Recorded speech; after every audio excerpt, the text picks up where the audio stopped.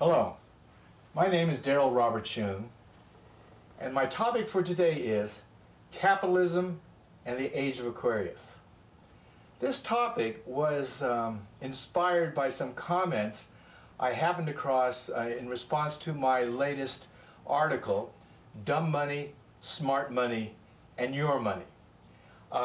Goldseek had posted the article, and there were some comments at the end of it after my article that I'd like to read to you. Why does Darryl Schoon insist on calling the current system capitalism? These are not free markets, since the assault on capitalism started in 1913 with Federal Reserve notes. Capitalism was assassinated in 1971, and we now have a socialist fascist business model corrupting the markets. Capitalism existed with great success under the gold standard and with specie before that. Darryl Schoon is brilliant, except on his definition of capitalism. Another response to this response came in. What we currently have is not capitalism. It is a hybrid of socialism, communism, and fascism with a ton of corruption. Distorted markets due to government intervention and a lack of rule of law and property rights, all exacerbated by lying media who have become propaganda spewing lapdogs for the criminals in D.C. Another comment to that. Very well said. The problem is that we've gotten so far away from capitalism with the socialist huge government intervention programs, especially from FDR and LBJ, there is no free market anymore. Yes, we have debt-based money, but that is not at all a feature of capitalism. Mr. Schoon needs to take a course in economic systems. Thank you.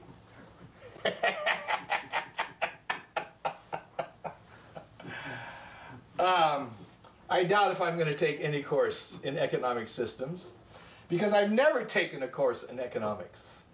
I graduated with a degree in political science in 1966 from the University of California, Davis, with a major in East Asian studies. My study of economics was purely on my own.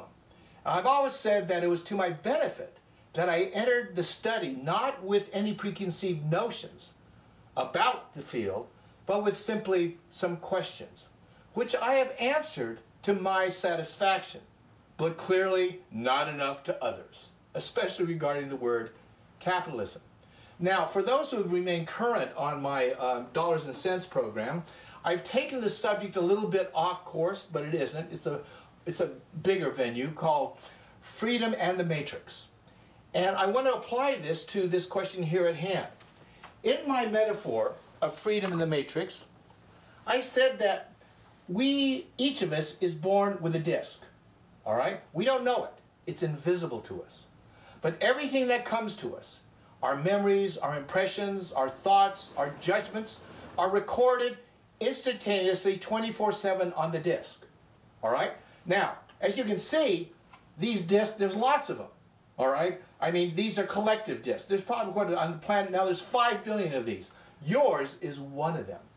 Your parents, if they're still here, they have discs, your children, your friends, everyone has their own special individualized disc. Now, I talked about in my program, Freedom in the Matrix, that everybody's disc is different. All right? And it's different because we grow up with different cultures, in different times, different thoughts, different conclusions, and so our discs are very, very different from each other.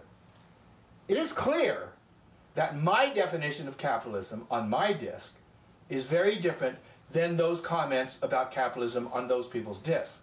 And let me assure you, I have not been unaware of this difference in the years I've been writing on economics. And I do so for a reason, but we'll get back to that later.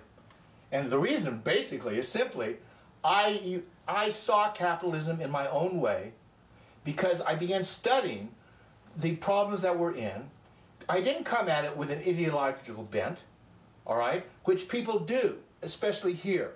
I have understood and seen that people's picture of economics is distorted by their political ideology.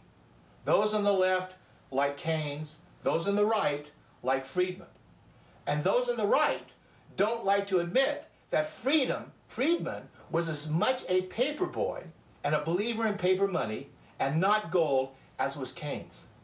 It was Friedman in 1971 whose influence over Richard Nixon caused the Nixon White House to cut the links between gold and the international monetary system. Friedman believed that free markets, free floating currencies would seek their own level. He was wrong, as he's been wrong on many things. Friedman was right on many things. Not all of us are right on everything. That includes my disc, your disc, our disc. And for those answers, we may have to wait much longer than our current life here, but I want to address those situations here. How did capitalism arise?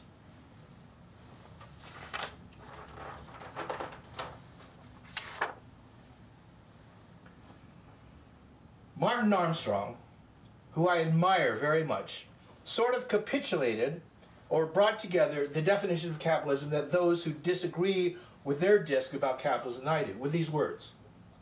Marxism is a dead idea, but capitalism, in parentheses freedom, has never truly existed. Capitalism, as defined as real free markets for both sides, has never existed except for some very few brief periods until one side or the other begins to control the other for personal gain. Now I want to point out here that Martin's definition of capitalism obviates one of these definitions of capitalism, that we've had it with great success as long as it was tied to gold and silver, and in fact with specie. And it was only until the Federal Reserve came into power in 1913 in the United States and ruined capitalism, or at least for what it was. Martin Armstrong's capitalism blows that one off the list. But we are to expect that. We each have different lists, different discs.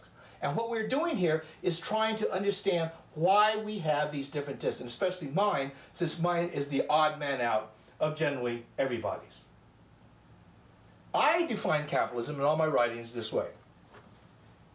In 1694, the Bank of England, for the first time in history, replaced savings-based money, gold and silver, with paper banknotes, their debt-based money.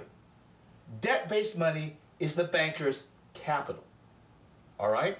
They use the word capital because their capital is sort of like Stephen Colbert's use of the word truthiness. It isn't the truth. It has the semblance of truth. So he calls it truthiness. I would call the dollar bills and the paper banknotes that we've had that are all issued ultimately out of central banks as not money, moneyness they possess. They are paper banknotes that possess moneyness. But like truthiness isn't truth, moneyness is not money. All right? Now, capitalism arose in 1694 when the Bank of England, with the backing of King William III, got permission to issue debt-based money alongside the Treasury's gold and silver coins. And as one of the laws points out, Gresham's law, bad money drives out good. Now we have no gold and silver coin in circulation. We only have paper debt notes, which is, quote, bad money. Now, I went and said later here that capitalism, economies based on the substitution of debt-based capital for gold, is possible only when capital, paper money issued by a central bank, is itself tied to the precious metal of gold or silver. And in 1971, that changed. And on this point, I am in complete accord with my friend or other person who said capitalism existed until 1971. I go on to say, however, it was the removal of gold from capitalism's monetary foundation that set capitalism's endgame into motion. Today, it is reaching its destined end. Which will also end is the vast inequalities the system encouraged and abetted. Nobel Prize winner Joseph Stiglitz recently observed that the top 1% in the U.S. now receives 25% of America's income and controls 40% of its wealth. This is to be expected, as I said, as capitalism rewards those closest to the spigots of credit, the bankers, and those who employ them. All others are but temporary winners over time, as over time the house cannot be beat, at least not until the house burns down. However, the fire has been lit. the house did it to itself in 1971. And the banker's house of cards has been burning ever since. Paper burns, gold and silver don't. The Oxford Dictionary, if we're going to use that as a point of reference, though I know in America there's a great deal of objection to science or to, established truth. They cited that the first use of the word capitalism occurred in 1854. All right? Now, so capitalism didn't exist forever. If you're going to equate it with free markets, that's one thing. But we're talking about the word capitalism. I don't equate it with free markets. To me, free markets, the hallmark and the distinguishing characteristic of free markets is that prices are set and determined by supply and demand. In capital markets, in capitalist markets, where the bankers control the flow of money from debt-based central banks, prices are determined not as much by supply and demand, but more so by credit and debt. All right? So this happened first in the 1700s, all right? And the Oxford Dictionary says the first use of the word capitalism was in 1854, 150 years later, all right?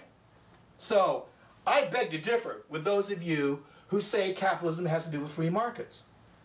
Now, I will explain where the confusion came from. First of all, Marx did use the word capitalism in 1792, all right?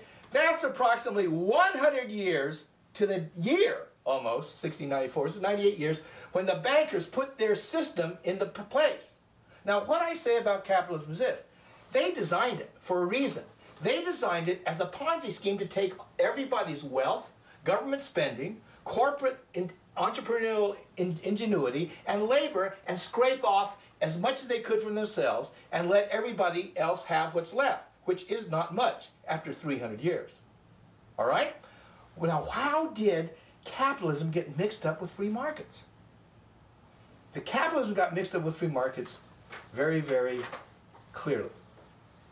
There were two revolts against capitalism and capital markets that happened. The first one was successful for a while. In 1776, the colonies in America revolted against England's debt-based money, which was designed to extract the wealth of whoever used it back to the mother country and back to those who owned the mother country, the bankers and the financiers. All right?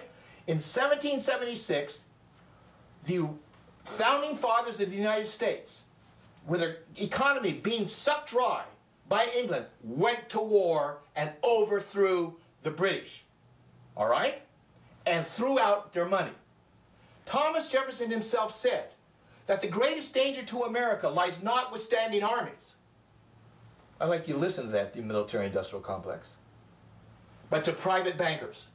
And he said if we ever allow private bankers to issue money on our land, we will wake up bankrupt and our homes foreclosed upon. Let's look at history. When did that happen? 1913. A point I share with my friend who pointed out that capitalism in his modality it ended then. I beg to differ. Capitalism started in 1694, spread through England. It enabled England to go to war on credit. It took over the colonies. The American Revolution happened as a revolt against capitalism and capital and debt-based money, successfully threw them out until 1913, when European bankers came in, bought off Woodrow Wilson by saying, oh, we're going to give you the League of Nations, then yanked it back, all right? But he had already signed the papers. And in almost midnight, December 23rd, a spare quorum of congressmen voted to bring in the Federal Reserve Bank. Private bankers, the very danger that Thomas Jefferson said would happen in this country. And so here we are today. A tragedy. Our country has once again been taken over by the Bank of England, by the private bankers, with the same result that the Founding Fathers fought so hard to resist. That was the first attempt, successful attempt, to knock out capitalism and the bankers' system of debt-based money. The second attempt happened in the early 20th century, under the guise of what we call communism. All right? Now, communism and Marxism aren't necessarily the same thing. Marxism's umbrage about capitalism had to do with its vast inequalities that he saw. 100 years after capitalism was instituted by the Bank of England, Marx saw that the rich were getting richer and the poor were just basically oppressed, which was the same thing that Thomas Jefferson and the Americans saw. All right? But then, as it is human beings want, with their disc, Marx started thinking. That was his first mistake. If he had stuck with his observation that capitalism was basically unequal and oppressive, ultimately to the majority, he would have been right. But he started thinking, all right? Thinking, well, what should we do? Well, we'll have this thing and it'll overthrow capitalism. The workers will overthrow capitalism. The workers never wanted to overthrow capitalism. When they're well paid, as they were in the United States after World War II.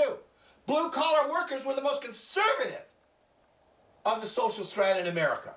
Voting Republican, voting for Ronald Reagan, voting against their own self-interest.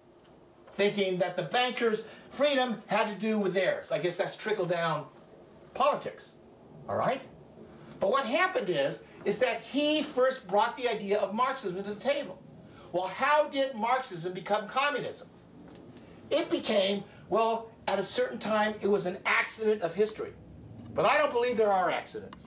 It ended being when England, with the power and the ability to go to war and credit, was taking over the whole world. Now, if you read American textbooks, this doesn't look like a bad thing. Oh, it's spread of the English language, spread of the Magna Carta, spread of all these good things. If you were one of the countries that was taken over, it was a horrible thing. They killed people and tortured people in Africa, trying to extract as much wealth from that continent as they could. When this came to light after World War II, when they were going through it, one of the Englishmen said to another, well, if we must sin, we should do so quietly. He didn't want the news of England's vicious control over its empire to leak out. All right? If we must sin, we must do quietly. All right? What they did in India was brutal, and that was the crown jewel in England's empire. They then moved to take over China. China would have nothing to do with England's debt-based paper money and said, pay us in silver, or you won't get our teas, silver, porcelain, everything that you want. The refusal of the Chinese to accept England's paper-based money caused a huge shift of silver bullion to the East, which England was not used to doing. So England solved this problem of an imbalance of trade. These are the people who uphold free markets and the free flow of currencies. There's reasons for that. They went to war, and they forced China to take opium. They broke open China with 2 opium wars. At the end of the war, 2 wars, China was basically open. Why? Because the English had defeated them, and they were forced to take opium. The people got addicted, but England's balance of trade was solved. All right? So what happened is, when Russia and China 50 to 60 years later saw what England was doing, they were about to take them over. The West had the same system of debt-based money now. And what did they do? Well, there was only one alternative. That had never been tried. The prevailing successful paradigm on the planet was borrow and spend, borrow and spend. It was for England. Those to the rest of the party weren't there. Didn't have the advantage that England had. So what China and Russia did, they went to the only other program that was opposed to capitalism, Marxism. And that's when communism was born. Communism never existed except as some guy's disc. Who thought about how can we oppose capitalism's rapacious appetite and suppression and extraction of wealth from everybody? Oh, Marxism. So they went for it. Well, what distinguished communism from Marxism? What distinguished it was this: the bringing together of civil, political, economic, and ideology in one center. At any time you have the concentration of these social, centers in one group, you have tyranny. People don't understand what the American Revolution was all about. You really don't. You know, 4th of July, you do this, or soccer's winning, go America, you know, or we go into Iraq, lied to. Lied to. You know, they lied to us with the weapons of mass destruction, and you guys ate it up like a bowl of cherries. Started getting mad at the French, started the French fries, oh, French, because they thought, this is a lie. They knew it. But America went for it. All right? They went for it. What happened? What really, really happened? The Founding Fathers, when they put their Constitution together, they were Masons. All right? Freemasons. And you know what Thomas Jefferson said? This is why we have freedom of religion and from religion in the United States. This is why we don't have a state religion. Thomas Jefferson said, ever since the beginning, the priest has been the enemy of liberty and freedom. Why? Because when you have a deep religious belief, I mean deep, like you believe your disc is right and everybody else is wrong, you can be a Muslim, you can be a Southern Baptist, all right? Fundamentalist of any kind. Somehow the notion comes along, you have the right to make everybody do the right thing, whether they want to or not. So those fundamentalists, religious fundamentalists, willingly go to war because their disc tells them that they're right and they're so right that they can kill anybody who's, quote, wrong. All right? So the United States of America was born with the decentralization of power. 300 years later, experiment is over, basically. They've done it. All right? They've done it. And they've done it by a number of means, which is not the purpose of my program today. I merely wanted to talk about capitalism. What communism did, though, for capitalism was this. It gave, their markets were so tightly controlled, so measured, so inept, so unwieldy, so inefficient, so draconian. I mean, these people will take you out, you don't agree with me, they'll shoot you. Kondratiev, who came up with the Kondratiev theory of cycles, brilliant economist, he was a historian. He died in Russia's gulag for having that idea, which, by the way, friends, is no different than the burning of astronomers at the stake in the Middle Ages by the Catholic Church, who said the earth revolves around the sun. Believing you're right is not a good thing for those around you. And that is one of the things that the disc does. Because everyone has a disc, and everyone's disc is coherent to their world, everyone thinks they're right. 5 billion of us think we're right. The odds of any of us being right is pretty low. So, the second response, violent response to capitalism came along with the rise of communism. What communism really did, because their markets were so controlled, so heavy-handed, it made capitalism look like a free market. It made the bankers, debt-based money markets, look like springtime in Paris. It made it look like, you know, sliced white bread. Oh, it's wonderful. And I tell you, compared to communism's markets, they were. Compared to free markets, they're not. This is why Martin Armstrong, this is why those who take, I believe, who take differences with me over the word of capitalism got derailed. You say, or those who do this believe, think that capitalism was free markets. It never was. Capitalism is the word, only came up in 1850. All right? Capitalism, as strictly defined, really arose with the bankers in England. There was no other capitalism. The equating of capitalism with free markets happened after the communists came into power in the early 20th century and made capitalism's markets look free. And the bankers used their vast PR machine to suck every one of you into this belief. Now, where are we? Where are we today?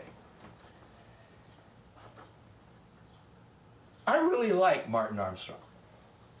I really do. Martin had said,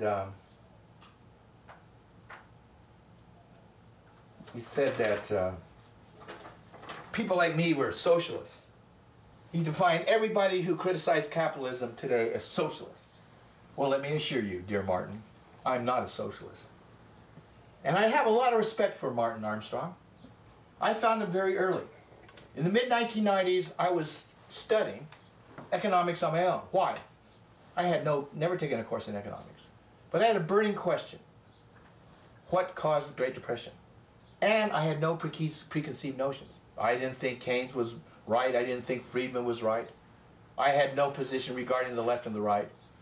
As those who've read my writings, you'll find that I have equal disdain for both of them.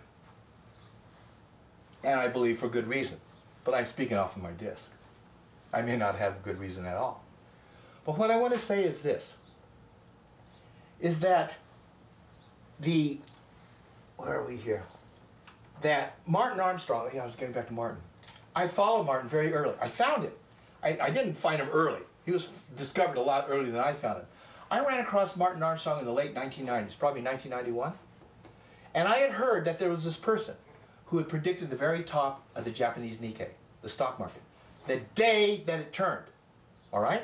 That's like predicting the collapse of the stock market on the very day in 1929 or 2000, the dot-com bubble. Martin had done it the very day. It was December 31st, 1991. The Nikkei lost 80% of its value over the next 13 years. That was quite an accomplishment. I didn't know how he did it. I only know that he had done it. So, I also heard that Martin Armstrong had these yearly get-togethers where the powerful and rich would come to hear him talk. Margaret Thatcher, Henry Kissinger. These were the power elites. So he really had the world listening to him, at least some very, very powerful people. And so I was trying to find out who he was in 1999, and when all of a sudden his website, Princeton Economics, disappeared. Disappeared. All right? And so I'm trying to find out what's happening. And then there's rumors that he's been arrested. And if he's not been arrested, he's been held for questioning. Everything very, very murky. Very, very murky. All right? What had happened is he had been arrested. All right? And the United States government alleged that he was lying and was holding gold bars, bullion, from their attempt to confiscate what they said he had confiscated during some scheme in Japan. Martin said, I never had this stuff. I never had this stuff. You're making this up. All right? Now, the most you can hold a person for not answering or not giving information when he's not been arrested is under the statute called contempt of court. Because there was a court order requiring Martin to produce the goods that the federal government said he took. Martin said, I didn't take them. I had never had them in the first place. Well, the longest any person had ever held for contempt of court charges in the history of American jurisprudence was a year.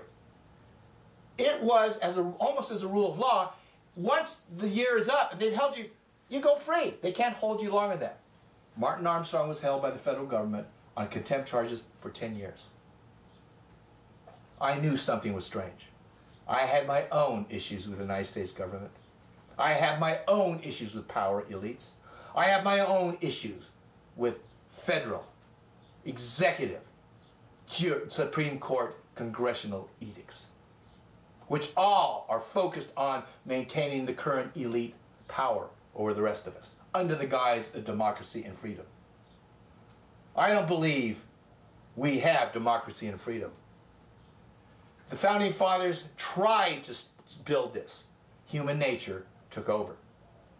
So I watched Martin Armstrong on and off, because this time I was writing articles on economics and stuff like that. But the next interesting thing happened on February 26, 2007. The reason I remember this date so clearly is I was about to present my paper on a coming economic collapse to the Positive Deviant Network in Utah on March 1st. And so there I was late at night going over this thing. This is my paper I was putting together. And I run across a reference to Martin Armstrong's predictive model. How he made this prediction in 1999, the top of the Nikkei. And he had these years, it's time cycles. And I was very curious, when was the next turn going to happen? And it said February 27th, 2007. Holy smokes! That was the next day. let me tell you what happened the next day.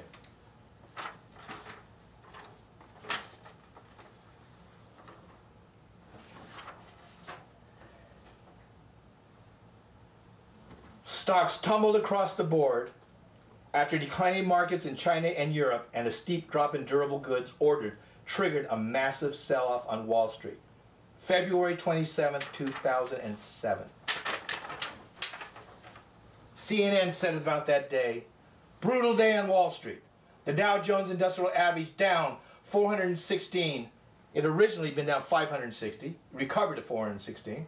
Tumbled 416 points, its biggest one-day loss since the day the stock market reopened after the September 11th attacks. Martin Armstrong hit it right on the head. Rather stunning. That's why I have a lot of respect for Martin. He seems to be right, even though Martin has a disc, just like the rest of us. Even though I disagree with Martin's interpretation of equating capitalism with free markets. You can't take away the ability to make that kind of prediction that he did. On March 1st, I delivered a paper. 148-page paper. This is it. Original form. Before the Positive and Deviant Network, in which I predicted an economic collapse was about to occur. A collapse that would engender a crisis even greater than the Great Depression of the 1930s. I said that real estate would fall 40 to 70%. And it did. I said that stocks would fall 70 to 90%. They would have, had not the Fed intervened with liquidity. And they will. And I said gold would double, triple, quadruple. At the time, gold was $625, $650. It went up all the way to $1,800, $1,900 before they forced it down. And it will go even higher into the tubes. And who knows where it's going to end up when money is ultimately debased. What happened is, after I wrote that, I began writing articles. Because this paper became a book. All right? My wife, Martha, did this extraordinary book for us. For me. For us. All right? How to Survive the Crisis and Prosper in the Process, with Time of the Vulture Investment Module, an analysis of the credit economic crisis facing the U.S. and the world, by Darryl Robert Schoon. I had no background in economics. And as some would say, as my friend who wrote and criticized my definition of capitalism, perhaps I should take a course in economic systems. Perhaps I should. But what happened is, that May, I wrote an article that began posted on sites such as GoldSeek, where I predicted that summer the crisis would begin in the United States with the collapse of subprime mortgages.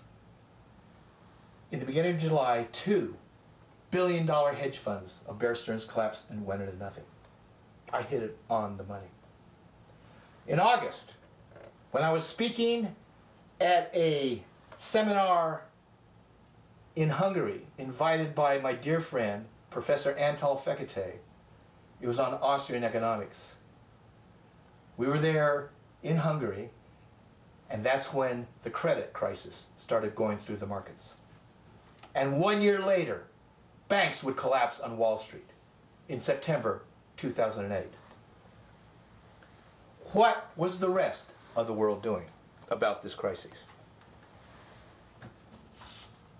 Well, what they were doing was something very, very interesting.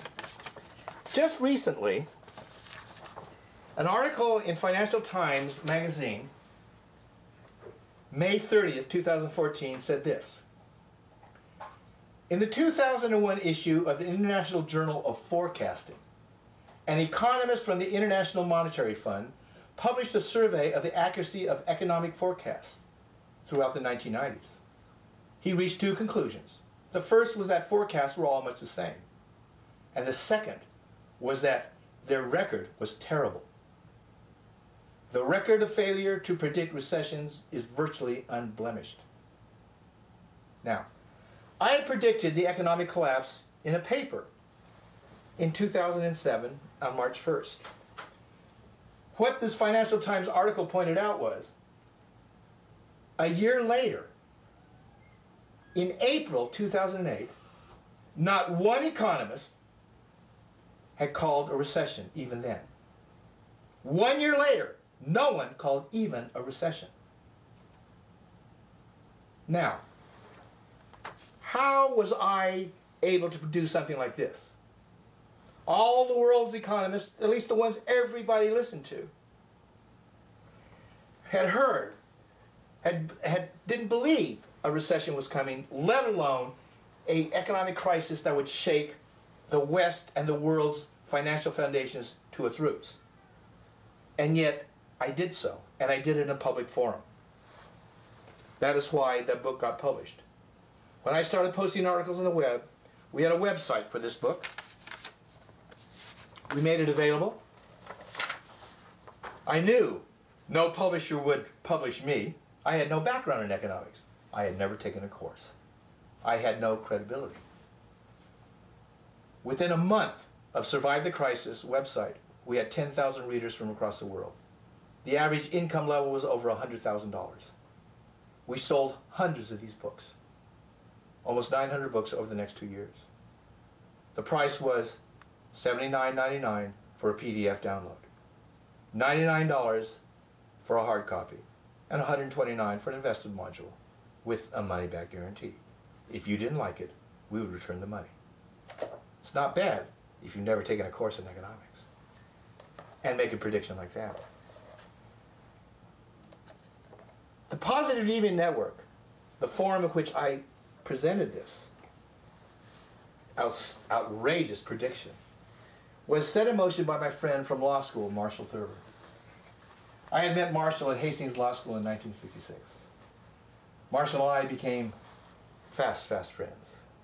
He went on to work with Edwards Deming, to work with Bucky Fuller, with some of the great thinkers of our time, and had come to the conclusion that positive deviants, those at the edges of society, had the answers in times of crises, whereas those at the center merely were defending the present paradigm or trying to fix it.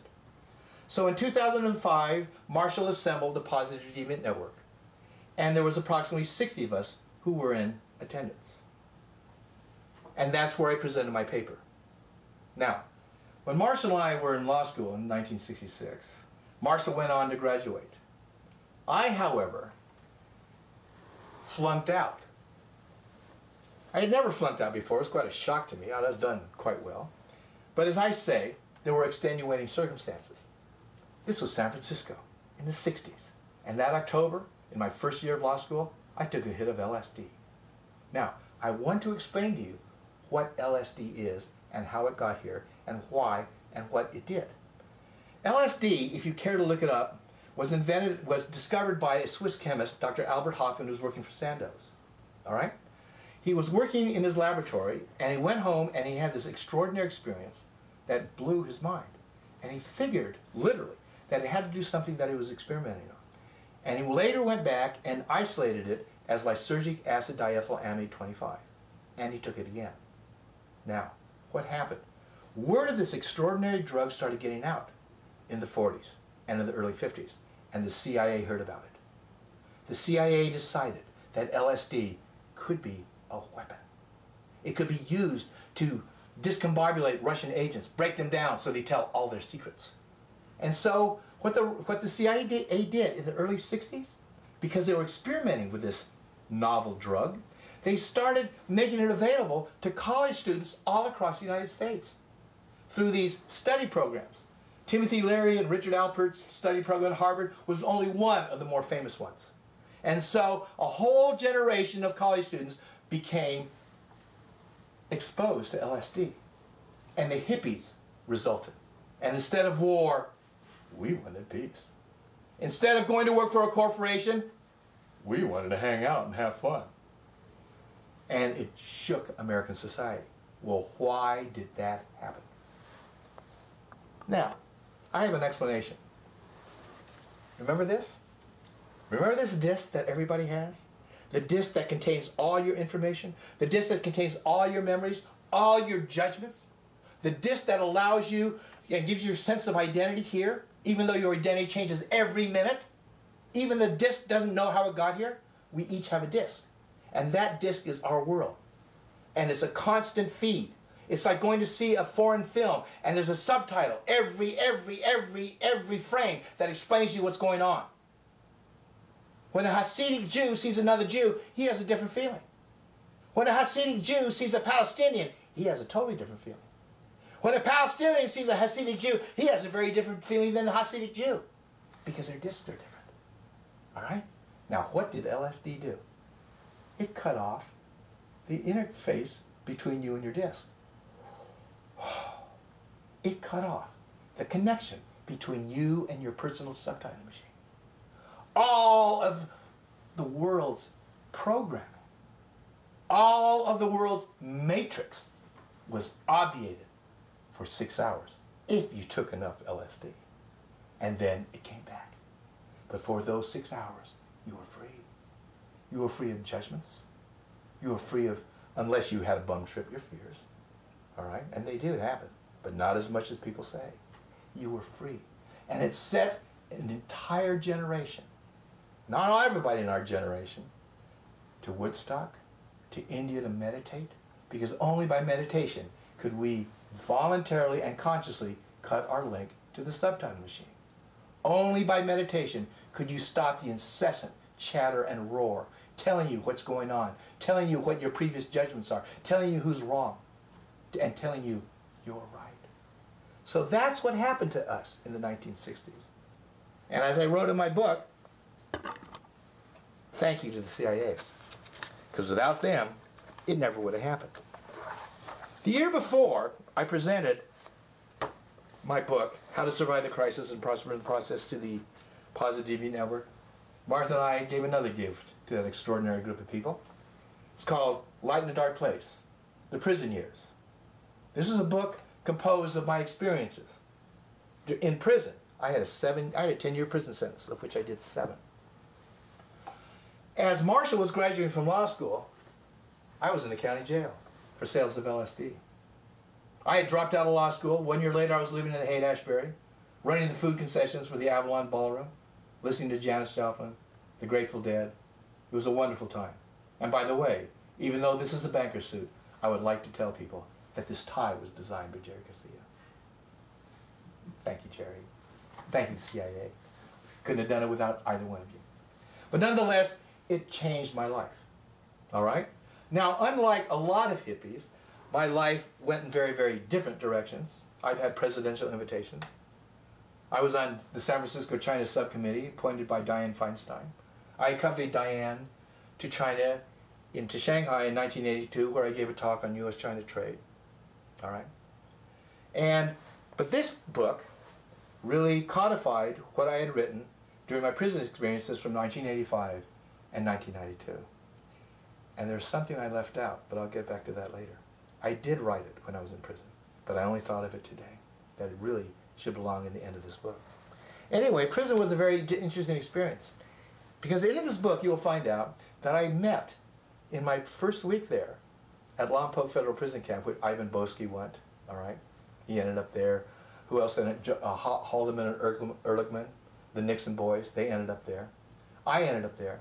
And in the first week, I met Howard Hughes's banker, Norman Bernard Therian. And Norman said he had been set up 6 months later, and all the information is here. And Norman told me this extraordinary story, which is corroborated. I have pictures in the back of the documents, all right, of what it was.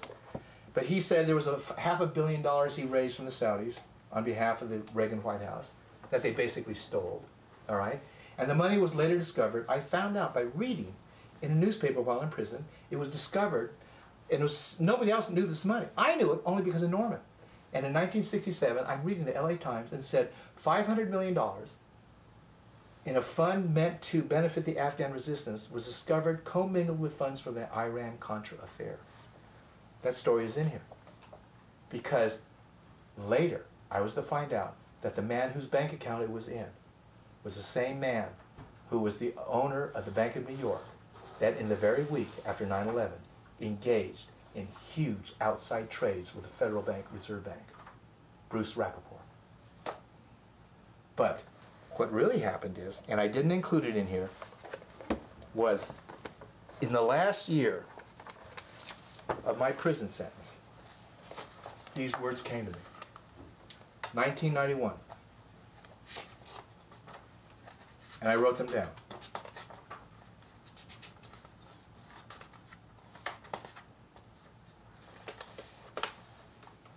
In times of expansion, it is to the hare the prizes go, quick, risk-taking, and bold. His qualities are exactly suited to the times. In periods of contraction, the tortoise is favored. Slow and conservative, quick only to retract his vulnerable head and neck, his is the wisest bet when the slow and sure is preferable to the quick and easy. Every so often, however, there comes a time when neither the hare nor the tortoise is the victor. This is when both the bear and the bull have been vanquished, when the pastures upon which the bull once grazed are long gone, and the bear's lair itself lies buried deep beneath the rubble of economic collapse. This is the time of the vulture, for the vulture feeds neither upon the pastures of the bull nor the stored-up wealth of the bear. The vulture feeds instead upon the blind ignorance and denial of the ostrich. The time of the vulture is at hand. Those words came to me in 1991 in prison. I didn't understand them then.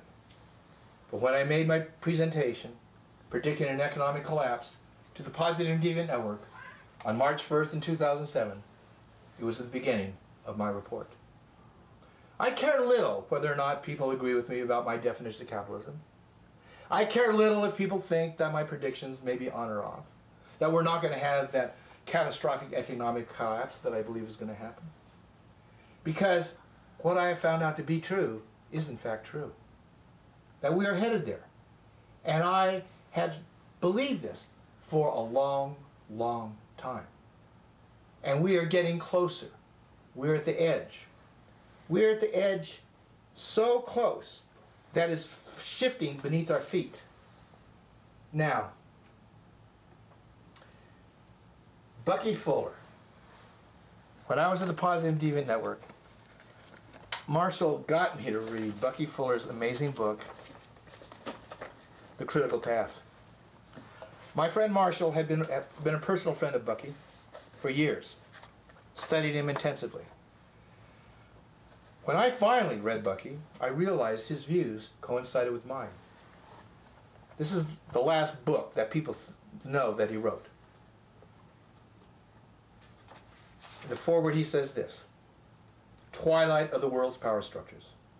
Humanity is moving ever deeper into crises, a crisis without precedent. First, it is a crisis brought about by cosmic evolution, irrevocably intent upon completely transforming humanity from a complex of around the world, differently deployed, differently colored, differently cultured, and differently competing entities into a completely integrated, comprehensively interconsiderate, harmonious whole. In this book, Bucky Fuller said that the coming bankruptcy of the United States is going to end up in the bankruptcy of all sovereign nations. And the collapse of nation states will lead to the better world that cannot happen until they collapse. There's another book that Marshall told me about. This was a book published after Bucky's death, posthumously, called The Grunge Giants. The global the global cash heist of corporations. You may want to read it. It's from the Bucky Fuller Institute, bfi.org. This man was a prophet. In my book, I talked about many things. I predicted the coming deflation that we're in now. I predicted many, many things, some of which have happened, some of which have not. I believe they are all going to. But at the end of my book, I talked about this, why the crisis was happening. The old paradigm collapses, a new paradigm emerges, the birth of a new age. The more universal a paradigm, the longer its existence, the more fundamental and revolutionary will be its shift. The mother of all paradigm shifts is now underway. Its essence, the balancing, the rebalancing of universal polarities, yin and yang, the masculine and feminine. This revolutionary shift is being experienced as the rise of women in the world, the shift of power between the East and the West, and the current inability of male hierarchical power structures to solve critical social, political, and environmental problems.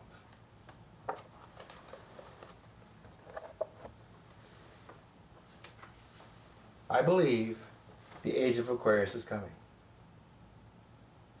I first ran into the concept when I was a hippie. I believe it even more today. Bucky's prediction of a collapse of the current economic and political paradigm, he said, would end in a vastly different world, with a vastly higher standard of living, and an age of freedom for all humanity, where we would know each other as one. This was a hippie dream. And to end this, I'd like to end it with the words, "Imagine," written by John Lennon. Imagine there is no heaven. It's easy if you try. No hell below us. Above us only sky. Imagine all the people living for today. Imagine there's no countries. It isn't hard to do. Nothing to kill or die for, and no religion too. Imagine all the people living life in peace. You may say I'm a dreamer, but I'm not the only one. I hope someday you'll join us, and the world will be as one. Imagine no possessions. I wonder if you can. No need for greed or hunger, a brotherhood of man. Imagine all the people sharing all the world. You may say I am a dreamer, but I'm not the only one. I hope someday you'll join us, and the world will live as one. Thank you.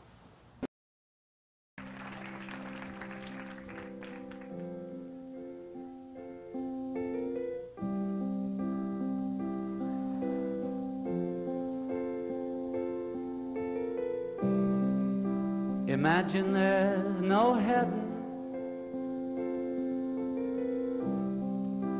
It's easy if you try. No hell below us. Above us only sky. Imagine all the people living for today. Imagine there's no countries. It isn't hard to do. Nothing to kill or die for.